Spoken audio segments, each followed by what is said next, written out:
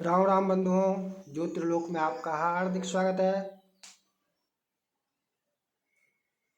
कुछ नहीं, बहुत लोगों को कर्मकांड से संबंधित, धर्म से संबंधित ग्रंथों के बारे में जानने की आकांक्षा रहती है। और इस प्रकरण में एक जिज्ञासा जो आई वो यह कि आप अपना ग्रंथ दिखाएं। अंग्रेजी में लिखा गया था, पहली टिप्पणी अंग्रेजी में थी, तो उसमें लगा था कि ये संभवतः आक्षेप रूप से है।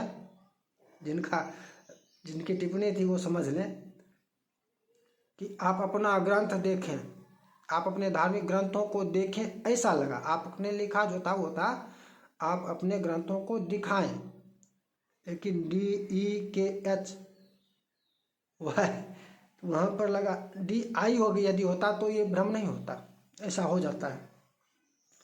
हिंदी में रहती टिप्पणी तो शंका नहीं होती।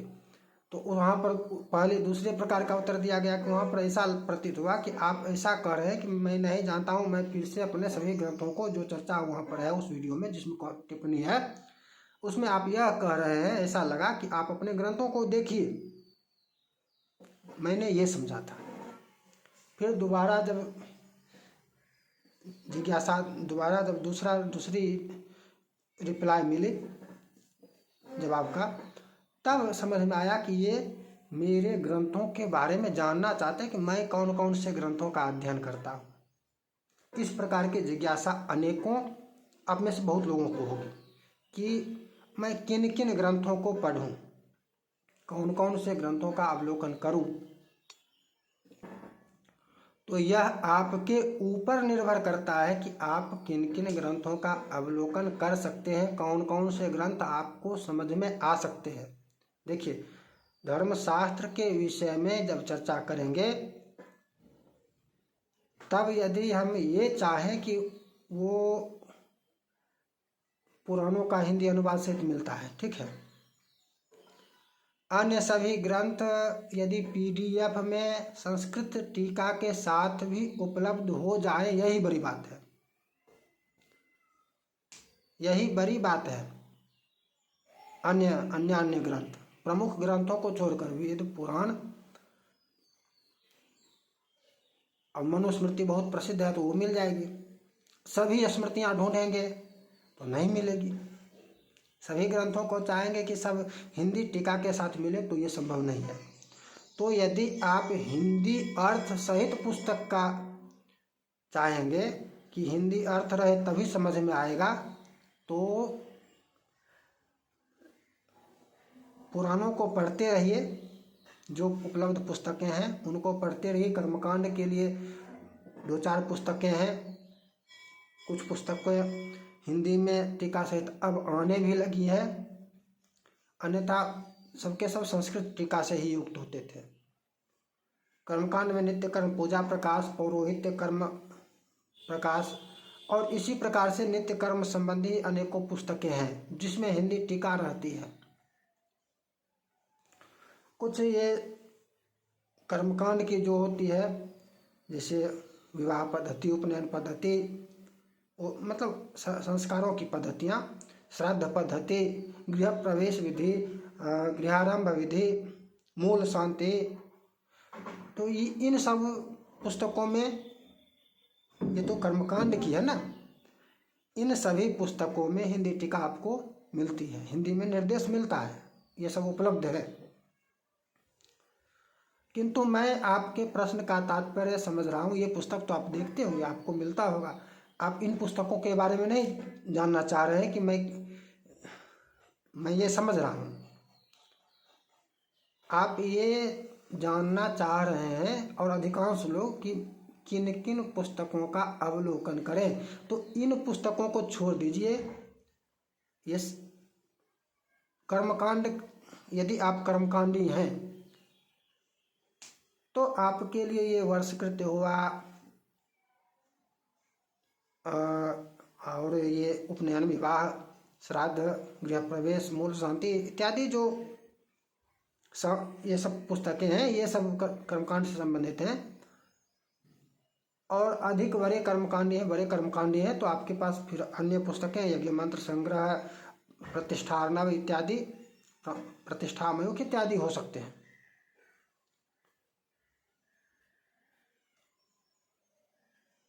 इस विषय को भी यहाँ पर छोड़ देते हैं।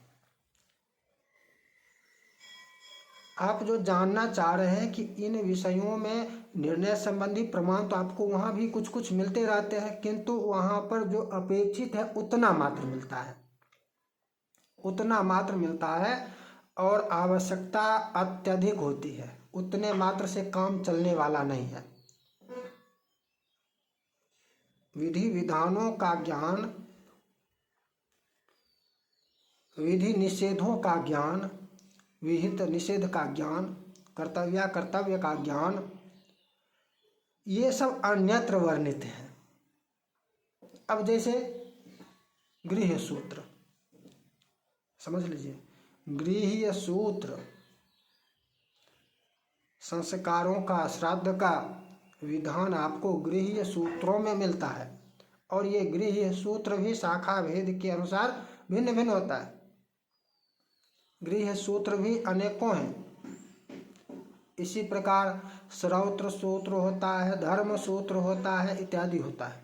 सूत्र ग्रंथ एक हो गया, सूत्र ग्रंथ, और ये आपको संस्कृत टीका में ही, हिंदी में भी मिल सकता है, संभव है, लेकिन मुख्य रूप से आपको ये PDF के रूप में उपलब्ध होने वाला है और ये संस्कृत टीका में मिलेगा। ठीक है, एक विषय हो गया। अब प्रमाण जहाँ पर अधिकतर लेते हैं, गृह सूत्रों से ही भी कर्मकांड संबंधी प्रमाण आपको लिया जाता है। वहाँ पर ऐसा वर्णन है कि ऐसे ये विधान, मंत्र तक का वर्णन होता है उसमें। गृह सूत्रों में मंत्र तक का वर्णन है, इस मंत्र से ये कर्म। पद्धतियों में जो आप देखते हैं, उपनयन विधि, विवाह विधि, उसमें जो लिखा हुआ है इस मंत्र से ये, तो वो स्वयं में पद्धति नहीं, संकलनकर्ता द्वारा गृह सूत्र से लेकर वहाँ पर दी गई है। ठीक है, ये है गृह सूत्र में लिया गया है, गृह सूत्रों से, ये समझ लीजिए। पद्धतियाँ गृह सूत्र में है, कर्म की पद्धति गृह सूत्रों में है, और उससे अधिक प्रमाण, उससे आगे का प्रमाण अन्यान्य प्रकार के, तो वो तो सभी जगह बिखरे हुए हैं, एक स्थान पर नहीं है, बिखरे हुए हैं। और इसके लिए सबसे प्रमुख जो है वो है स्मृति। वेद के बाद स्मृतियों का ही स्थान है। दो नेत्र कहे गए हैं, श्रुति स्मृति तु विप्राणाम चक्षुषी द्वे विनिर्मिते। वेद श्रुति, वेद स्मृति, श्रुति और स्मृति, तो वेद के पश्चात स्मृति का स्थान आता है और स्मृति से चलने वाला ही स्मार्त कहलाता है। श्रुति से चलने वाला, श्रुति मार्ग का अवलंबन लेने वाला श्रौत कहलाता है, श्रौत्र। और स्मृति मार्ग का अवलंबन लेने वाला स्मार्त कहलाता है। स्मार्त समझते हैं ना, स्मार्त। तो आपके प्रमाण मुख्य रूप से स्मृतियों में है।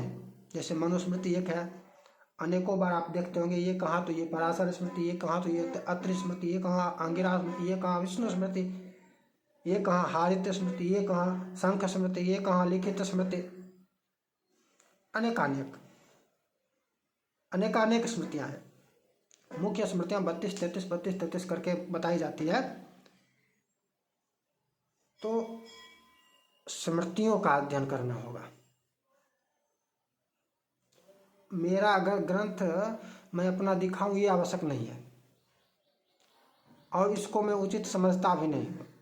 ये उन लोगों का जो चलता रहता है कि रैक बना लिया राजनीतिवादियों का, आप उनको देखिए, अम्बेडकर वादियों का, कानूनविदों का, पीछे में रैक रहता है और रैक में भरे रहते हैं दिखाने के लिए कि मैं इतना